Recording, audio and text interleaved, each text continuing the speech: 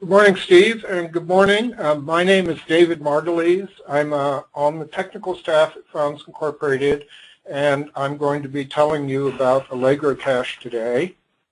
If I can get the slides to work, there we are. AllegroCache is a big software product, and there's a lot to cover. And of course, we won't come close to covering all of the features, but hopefully at the end of the talk you'll have an idea of what it can do and what many of its features are. So AllegroCache is a high-performance, dynamic, object-oriented database. If you're using AllegroCache, you work directly with objects in memory as you normally do when you're doing class programming in Lisp, and the objects that you have chosen to be so are stored in a database and are therefore persistent. The AllegroCache database meets the classic ACID requirements for a reliable and robust database: atomicity, consistency, isolation, and durability, which means basically that the database doesn't become inconsistent if different people are making different changes. It protects against that, and it works very hard to preserve your data. Now, I'm assuming that everybody has familiarity with Lisp and class programming. You have some familiarity with databases, and you have or use Allegro CL. And we will have a very simple background example, which is of a theater box office selling tickets to performances. As I say, it's a simple example. You can do much more complicated things, but it's hopefully easy to understand so that you're not having to figure out what we're doing with the example, and it will show a number of the features that we're discussing. So when you're using AllegroCache, you create classes and instances just like in regular class programming. When you define the class to be persistent, and we'll show you what that means, the definition and instances are stored in the database. However, nothing is ever stored in the database unless you tell it that you want it to be. So there's the database stored on disk, and then there's the copy or version of the database which is in your Lisp, and you do work and then you sync your work with the database, as we will describe. So in order to get started, you have to load AllegroCache into your Lisp, and normally you do this by calling require, and the module name is ACache, but if you just do require ACache, you get an error, and let me just demonstrate that. If I can find, there we go. So if we just do require ACache, we get an error. And that's because you really want to be very specific about the version of AllegroCache. I'm just going to cancel out of the error, and it gives you an explanation as to why you got an error, and then there's a list of the actual available versions. Now, on this machine, there's only one version installed, but you could easily have several versions, and you want to bring up the version that was used to create the database you want to open. And that's why it just doesn't accept require ACache and wants a more specific, I have no idea what that's saying. Oh, I see. That's not what I want. So here we have, we'll just evaluate that, and that loads AllegroCache into the system. And it's also useful to use the AllegroCache package, which is db.AllegroCache or db.ac, so we'll do that. And now let me go back to, so now when you open a database, you use the function openFileDatabase. This will be opening a database on the machine you're running. You specify a local directory name, which in this case is theater, and there are does not exist arguments you create, and if it exists, in our case, because we're creating a new database, you supersede it, and there are all the usual options of those arguments, which are similar to the arguments to open. There's a function create file database, which basically calls open file database with the keyword arguments as specified. There's additional keyword arguments which can be used to specify the sizes of files and caches and so on, which we're not going to go into in this talk and are described in the reference manual. And once you've opened the database, the variable *AllegroCache* is set to the open database, and it provides the default to the database argument to many functions, many AllegroCache functions. So let's go open a database, and we do that. Here it is, open file database, and let's just try that. And so we have now created the database, and so now we start creating persistent objects. And we're going to define a class called performance, because this is a box office and we're going to be selling tickets to performances. And we've given it a bunch of slots: the date of the performance, the time, the number of unsold tickets, the number of sold tickets, and the event title. I'm going to go through these various, well, some of them are perfectly standard. Init.arg and accessor and init form are just as in anything. With AllegroCache, you also have the index argument, and several of these slots are listed as being indexed. The date, but not the time, and the event title are indexed. Now, we specify the meta class as persistent class.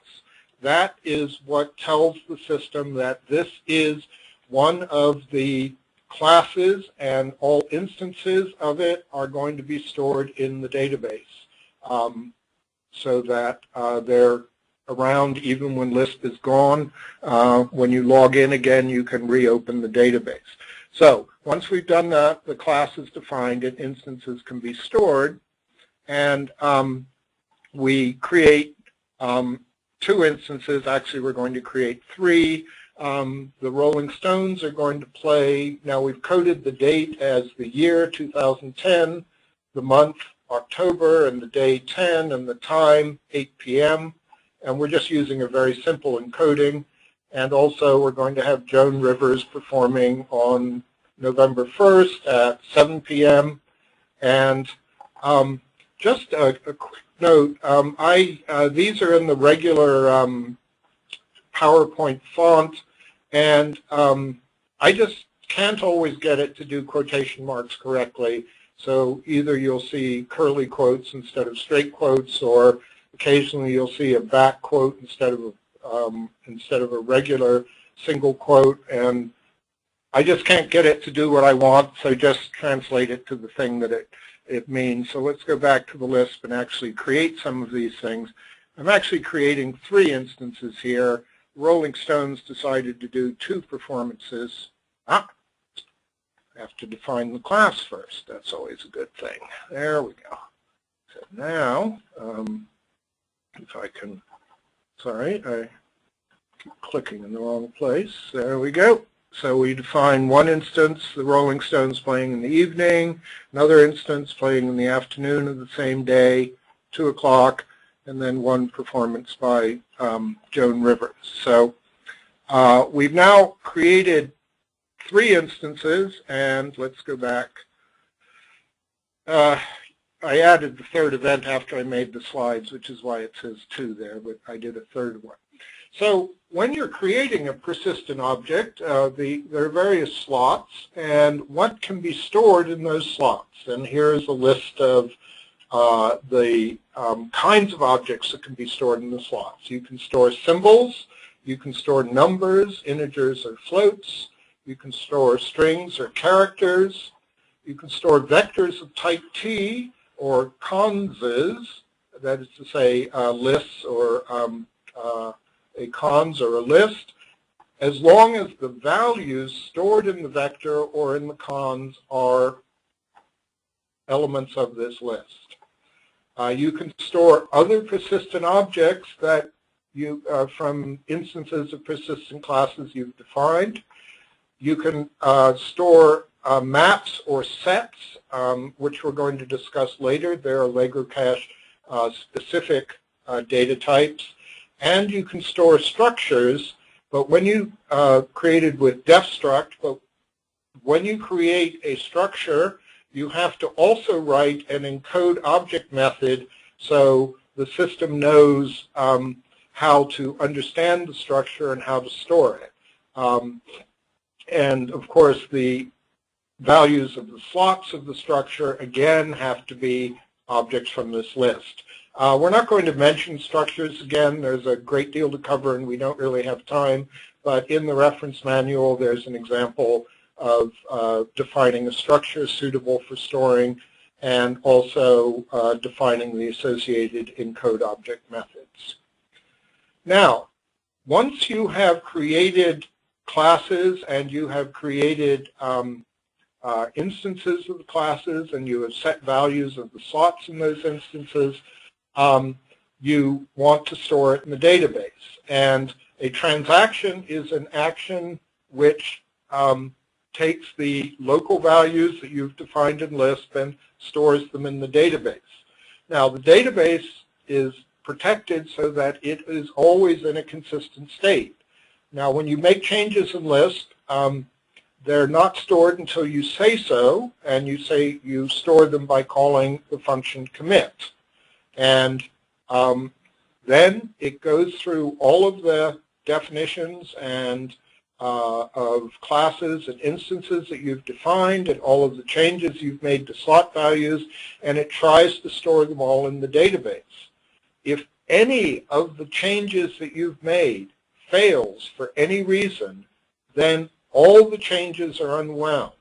So if the commit does not succeed entirely, no changes to the database are made.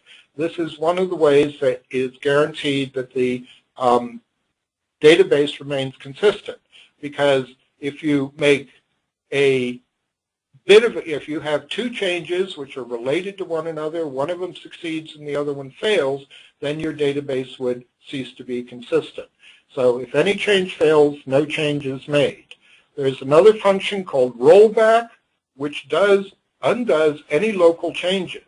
So if you change a value of a slot of a persistent object which is stored in the database, and then you try a commit and it doesn't work for whatever reason, then you call rollback. It will undo the change in your list, and so even in your local copy, it will no longer be the same. Further, it will update your local copy of the database to be consistent with what's stored, and I will go into that in much more detail later.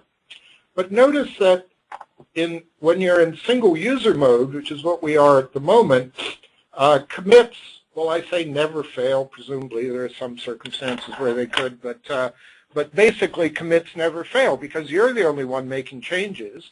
The reason a commit would fail is that the database, your local copy of the database, differs in fundamental ways from the stored copy, usually because other users are making changes to the stored copy. And if there's only you using, then you're not going to, you can't make changes that are inconsistent with yourself. Let me go back and just call commit here, and we will commit all these changes that we've made, and it returns T when it's successful. So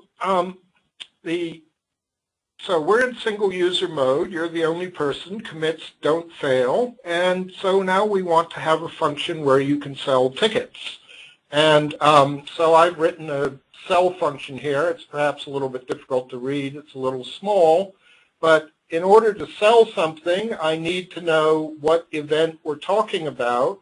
And you notice that we have to actually specify three things: the performance title, the performance date, and the performance time, because none of those are actually unique.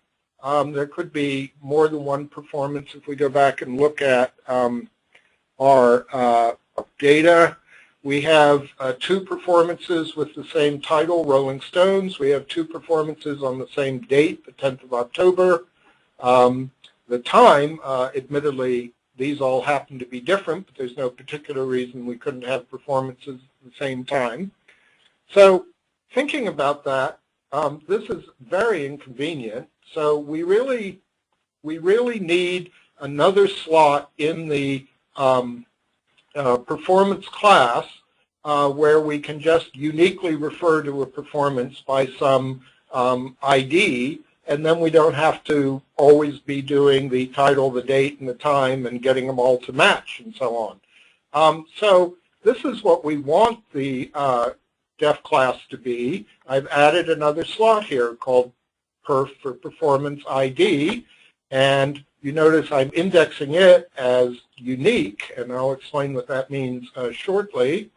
So how do we get this redefined class? And the answer is you just go ahead and do it. So here's the there's the cell function that we don't particularly like. Here's the redefined performance with performance ID, and we just go ahead and evaluate it just as you do in class programming normally. And now we do a commit, and the new class definition is stored in the stored database. Now, we have these three performances already defined, and we didn't, when we created them, define IDs for them, so we need to do that. And there is an iterator called doClass in AllegroCache, and it simply iterates through all instances of a particular class, in this case, all instances of the class performance. And I'm getting it to write a little message saying, here's the information, and then set the performance ID. So let's just go ahead and evaluate that. And down here, so it's asking me, so let's call this one, and there should be a string, and let's see, it's 10, 10, and that one's in the evening, so we'll call it E. And this one is RS 1010 matinee, and this one is JR 1101, and she only has one performance, so we won't bother with evening or matinee. And there we are, the nil, because we've run through the whole loop, and now we've set the ID for each of these, and again we call commit just to make sure everything's stored. And there we go. So, this is just, there's the do class. Now we have a cell function which is much easier. Performance ID is the only argument to identify the performance, the number of tickets to sell. We just check to see the number of available tickets, that is it's actually the slot unsold. Is less than the number, is greater than the number we want, and we go ahead and revise everything, and we signal an error if there aren't enough tickets available. Now, we've been using indexes, and when a slot is defined with the index argument, the index is created which goes from which specifies the instances associated with slot values. So when a slot is defined with index any, as mentioned up here, it means that that slot value can, lots of different instances can have that slot value. When a slot is defined with index any unique, as we did with the performance ID, it means if you have a value, that value is unique to one instance only. That means when you're searching through the index for a value, as soon as you reach it, you know you're done. if it's index any and you're searching through the index for that value, you actually have to find perhaps more than one instance. But of course, the index is designed so that it quickly goes to the value you're looking for, and it knows which instances are the ones you want. That's why the index is useful. The function retrieve from index gets a list of instances when it's index any, or a single instance when it's any unique. And in order, the order in which the index, in other words, if it printed it out, you would get list values first, except those that follow, and then numbers in numerical order, and starting with minus infinity and ending with plus infinity if you're using those values. Nans, which are numbers which aren't real numbers, and then finally strings in lexicographical order. So the string starting with A is before the string starting with B, and so on. The indexes are one of the real powers of AllegroCache because they allow you to access data in the database very quickly. There's a notion of a cursor, and a cursor is an object which points into a particular index entry and allows you to run through the instances of that index item. So I'm just going to show this. So an index cursor is created with create index cursor, and then there are the functions next index cursor and previous index cursor that allow you to move forward and backward. And you can further create cursors with restrictions that say, I want all the instances where this value starts at this particular point through the ones where it ends at this particular point. Let me just demonstrate this in our example. There we go. So we're creating an index cursor for the class performance, and we're looking at the value at the slot event title. So let me create that. Control E there evaluates it. And then if I call next index cursor, IC, which is what we created, and so that it's not telling me what it is because it's just giving me the object, but I can you know, let's see, performance perf ID, and that's Joan Rivers 1101. If we do next index cursor again, we get, I think, one of the Rolling Stones ones. Yes, the evening performance on 10:10. We do it again. We get the matinee performance, and we do it again. And we're at the end, so it returns nil. So index cursors use resources, so use free index cursor when you're done with it. Now, also indexes themselves use resources, so you want to be careful just to index the objects that you're interested in indexing. So we indexed date, and I meant to correct this. We didn't index time. We just indexed date, event title, performance ID, but not time, sold or unsold. And when retrieving from an index, so there are two errors on this slide, you can specify specific values. And so here before we called retrieve from index for performance ID, can also do performance ID, retrieve from index range, the class performance, the slot date, and we're going from 2010-1001 to 2010-1101, and that retrieves all events in October 2010. So let's just make sure that works. So retrieve from index range and control dot. There we go.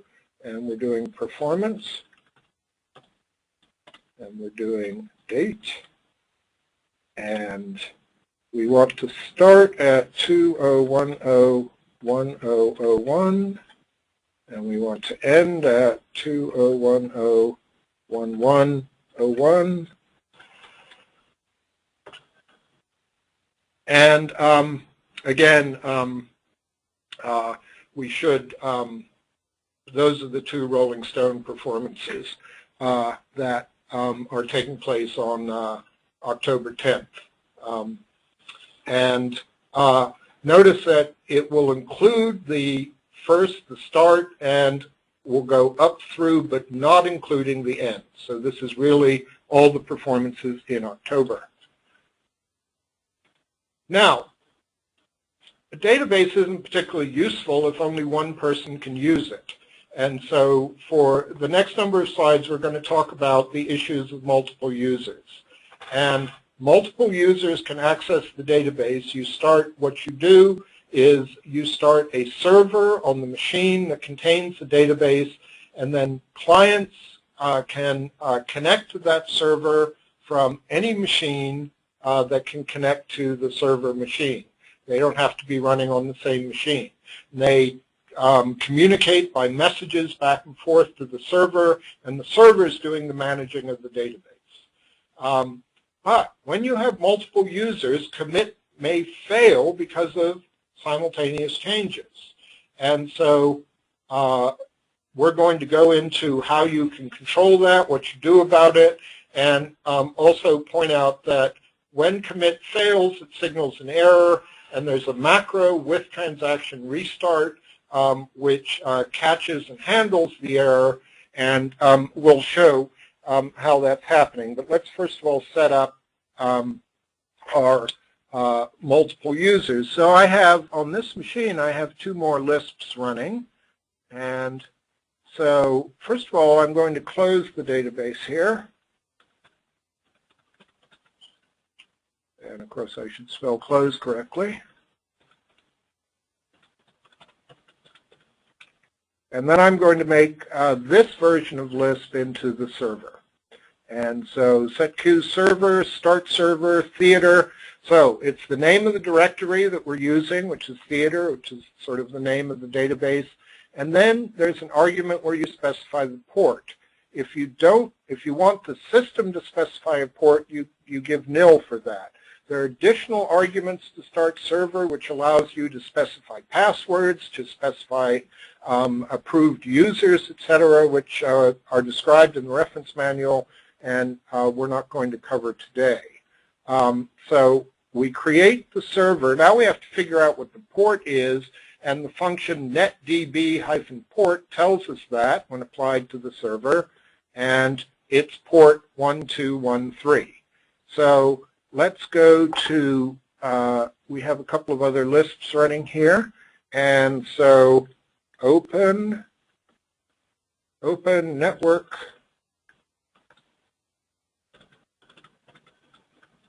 and we want the machine, since this is the same machine, localhost will work, and we need the port number 1213.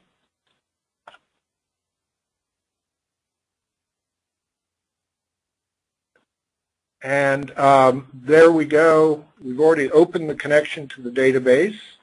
And let me open it here.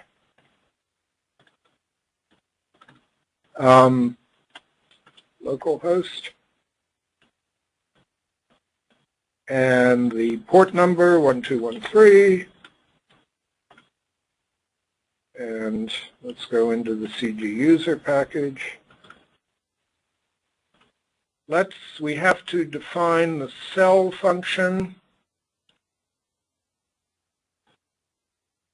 in both of these. Now I have a couple of other functions here, and then we'll start trying to sell tickets and getting let me define the getPerformance function, which takes a which allows us to get a performance from a performance ID. There we go. And let's get that working in the other one.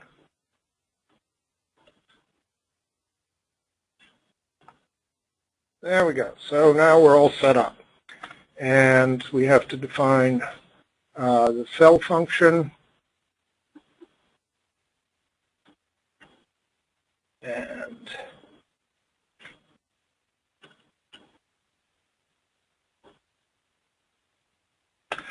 okay, so let's sell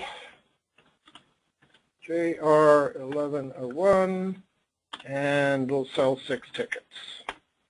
And let's go down here, and we'll commit that thing. And no problem, we've sold 6 tickets. Now let's go down here and sell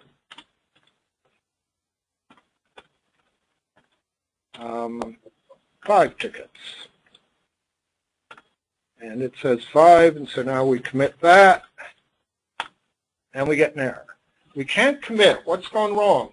In window 1, we sold 6 tickets, and so it changed the values of the sold slot and the unsold slot in the instance performance, which is the Joan Rivers performance.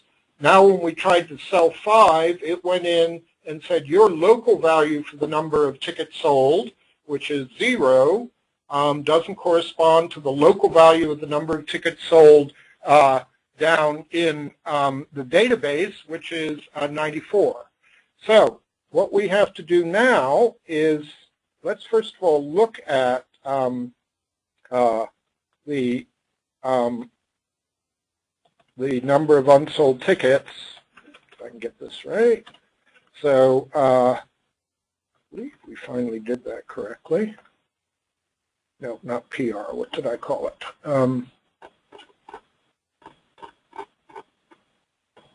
Oh yeah, we just we did next. Sorry. So let's just. So here's the performance object.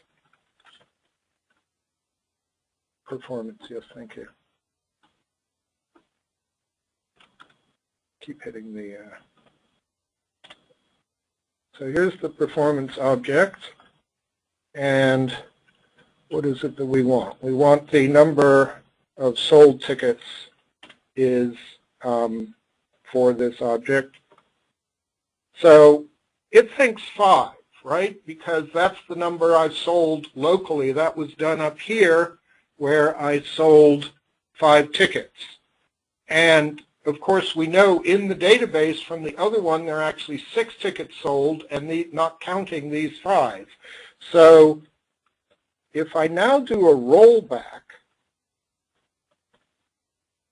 that is going to undo the changes I've done here. We'll undo that 5, and then it will sync the values in this local list with the database. So now, I tried. So, yeah, that doesn't work, I see. Yes, so now the number it knows is sold is 6. That was the 6 that was sold by the other list. Now we have to sell ours again. So it's JR1101, and we're selling 5. So now the performance sold is 11, and now we do a commit, and this one works. But let's go back now and look at some other options. So now let's talk about transactions, commits, and rollbacks again. You've made changes, and you call commit to try and store them. If the changes do not conflict, then the commit works, and we saw some examples of that. But if there's a conflict, the commit fails with an error, and we saw an example of that. And now you call rollback. Rollback undoes all the changes you have made and syncs your local copy to the of the data with the stored copy. So here's what we were doing. We were two people selling on different lists connected to the database, and they did various things, and eventually, so rollback deleted the changes we made in the second list and syncs the thing, and now we did the sell again, and we did a commit, and that worked for us, and it may work if you're doing it, but of course the other seller might have sold things in the meantime and you'd be out of sync again. So here is the formula for doing a transaction of this kind, making changes where other users might be. We start a loop. We call rollback to sync the database, local database with the stored database. Then we call with transaction restart with the commands that are changing values and commit within it. If the commit fails, it's caught by the with transaction restart, and then the body is evaluated again. So it will keep evaluating this body until it completes. And when it does complete, then the other branch of the if, that is this thing with transaction restart, will return a non-nil value. In this case, it returns whatever the body returns, but commit returns true when it works. And at that point, we break out of the loop with this return statement. So this syncs and tries to commit until it succeeds. Now notice that if you have very many users, so that people are selling tickets all over the place, this may never work, because every time it tries the loop, somebody else has made a change and the commit fails. So if that's the case, then you need more complicated mechanisms such as locks or other mechanisms. With transaction restart, as I said, returns the body value with value of commit here, and also as a second value t if it works, and the single value nil if it doesn't. So here's another, here's the cell function that we really want. Here's that with transaction restart loop.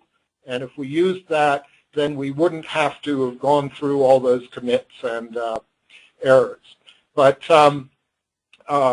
you know, if you have a lot of sellers, your transactions may not work as designed. You can't guarantee. Also, in our model that we've set up so far, you can't guarantee that the tickets will be available when you try and sell them, because you may be looking at an out-of-date value for the number of available tickets, unsold tickets.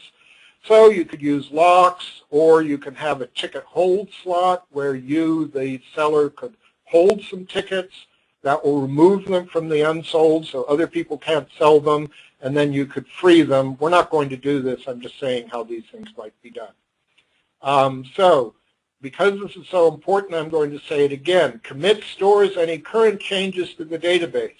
If it conflicts, it will fail. Rollback deletes all changes you made since your last commit to the persistent objects and classes, and updates your local data to be the latest database value, the latest stored value. Notice that you can't just do one of these or the other. You can't just say delete all my changes but don't sync with the database. You can't say sync with the database and delete some or all of the changes. I'm not quite sure how that would work.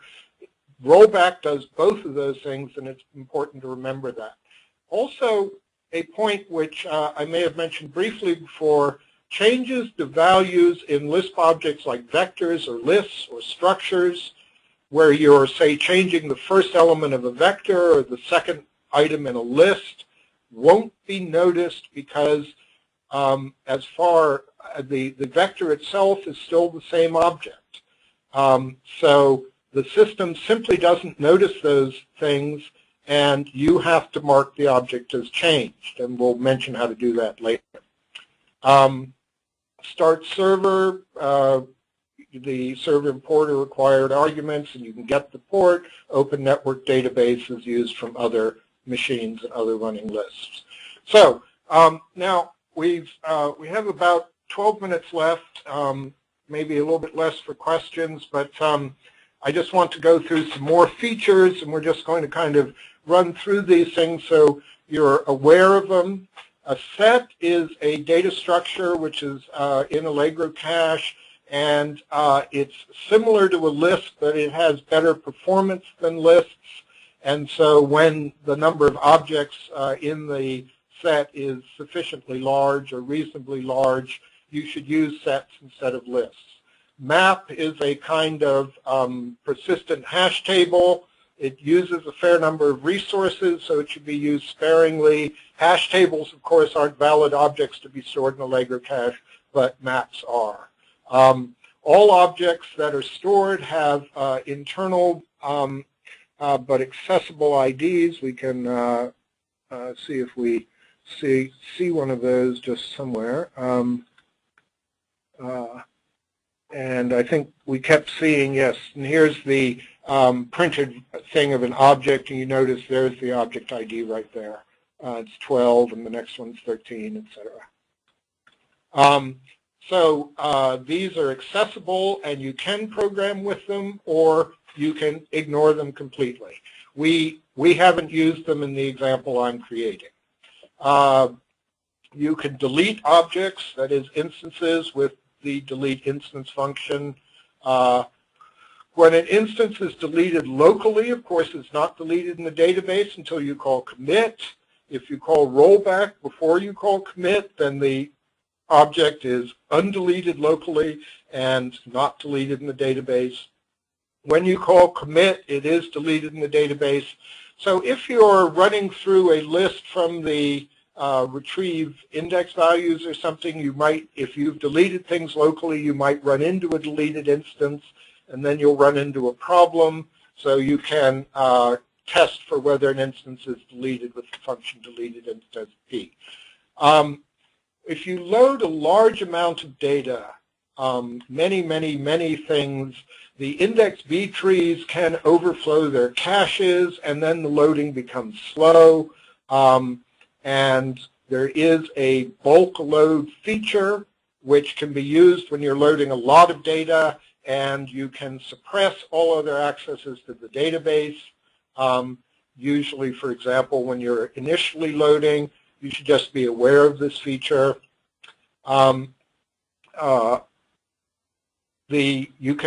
If you have a single list which is accessing a database and you're using multiprocessing within that list, then you want to be careful that it can have multiple connections to the database, but only one process at a time can use a particular connection. And this is detailed in the reference manual. So if you have a Lisp and you want different processes accessing the database, you have to exercise a certain amount of care of how you do that. There are various parameters that can be set in order to optimize performance, such as file sizes and cache sizes. Modifying GC parameters under certain circumstances is useful. This is all discussed in the reference manual. And we're not going to go into it more here, but you should be aware if you're using AllegroCache, particularly when the databases get big, if you see performance degradation, then you want to go and say, okay, what parameters should I modify in order to get the performance back up to what I want?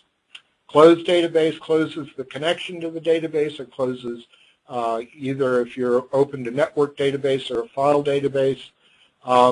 If you have a network database and you have clients that are logged in, you can manage the clients, you can close them from the server and so on. Also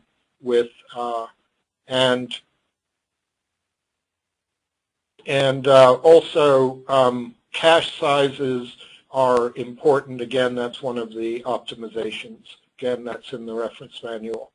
Now, a couple of things. What we've sort of said that AllegroCache programming is very similar to class programming, except some restrictions on what the values of slots can be. But there are a couple of other important differences.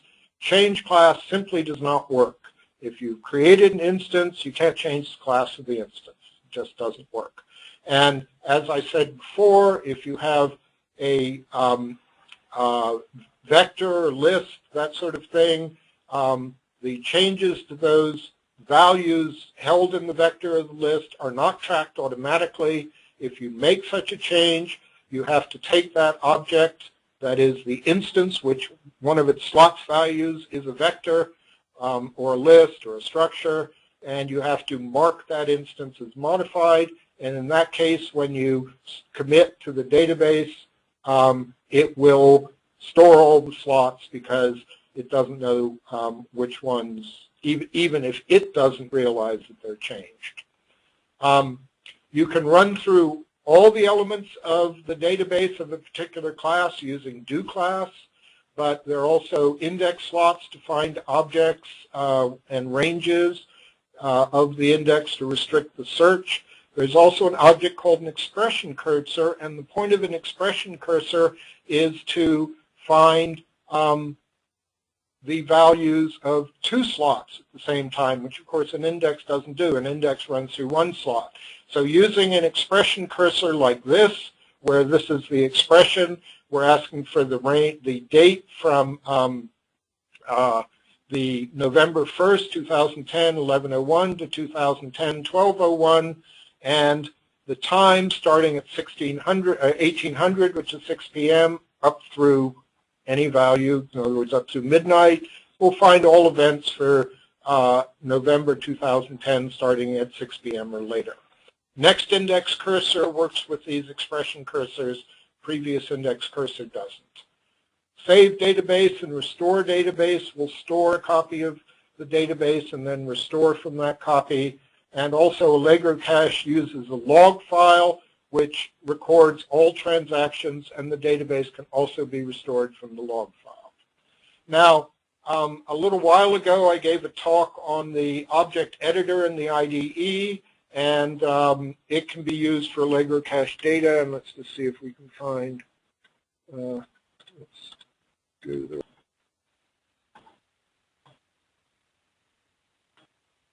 and so now here we have, this will hopefully, and yeah, and there we go. So this is an object editor. You notice here are 3 instances, and we can scroll through the instances like that, and here's the information on them. So the documentation for AllegroCache is found in this directory, on this URL. The reference manual, which is the sort of main documentation, is that PDF file, and the general AllegroCache web page is given there. And that's the end. We're sort of 2 minutes to go. Are there any questions? So, thank you, David. That was a great job of covering a complex topic.